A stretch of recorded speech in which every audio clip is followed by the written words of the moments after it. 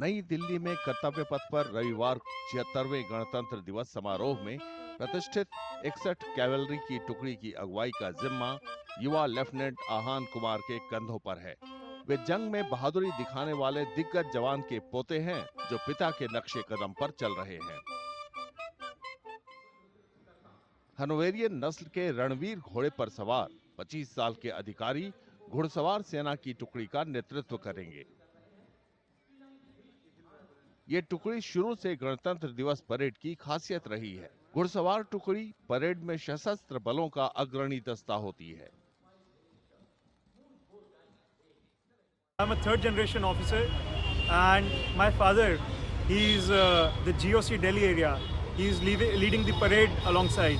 And both my grandfathers, maternal and paternal, they were in the army and they served the army during the wars of 1965 and 71.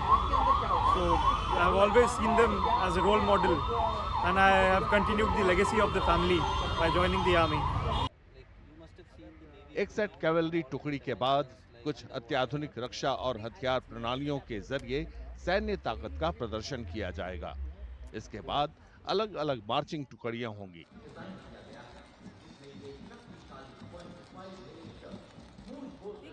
दूसरी पीढ़ी के नौसेना अधिकारी lieutenant commander साहिल अहलूवालिया पहली बार गणतंत्र दिवस परेड में हिस्सा ले रहे हैं। विशाखापत्तनम में आईएनएस मैसूर में तैनात नौसेना अधिकारी के लिए ये परेड खास है। Honor for me to be following in my father's footsteps, as in the year 1991 he was also part of the naval contingent, and so am I going to be in the year 2012. जब उनसे पूछा गया कि क्या दिल्ली की हाड़ कपाने वाली सर्दी रिहर्सल के दौरान चुनौती थी, तो उनका जवाब था, ये मौका ऐसा है जिसके सामने सारी चुनौतियां फीकी हैं। Marching on Kartavya Path, and when you see the India Gate in front of you, no matter how tired you might be feeling or how out of breath you might be, but just looking up at India Gate makes all of that go away and push you a step further to give it your everything. Signal corps की टुकड़ी का नेतृत्व करने वाली captain Ritika खरेटा भी पहली बार parade में हिस्सा ले रही है। I feel blessed, and the moment I step on the Kartavya Path with my men behind me shouting slogans of our regiment and with full josh and enthusiasm, we feel goosebumps and we feel very excited to march down and give salute to our Supreme Commander. औपचारिक lineup का समापन captain आशीष राणा करेंगे। वे signal corps की dare devils टुकड़ी का नेतृत्व करेंगे।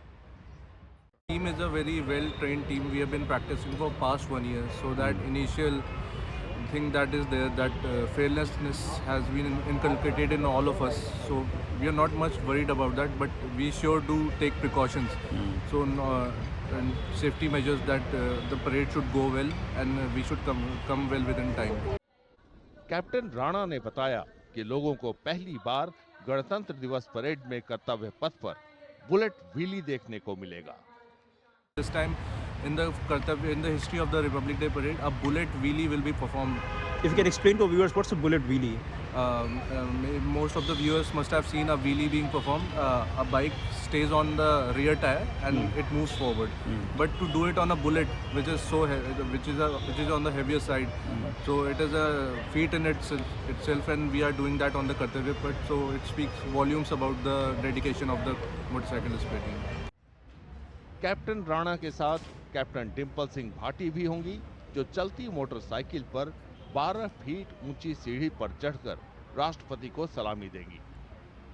ये एक रिकॉर्ड होगा। वे ऐसा करने वाली सेना की पहली महिला अधिकारी होंगी।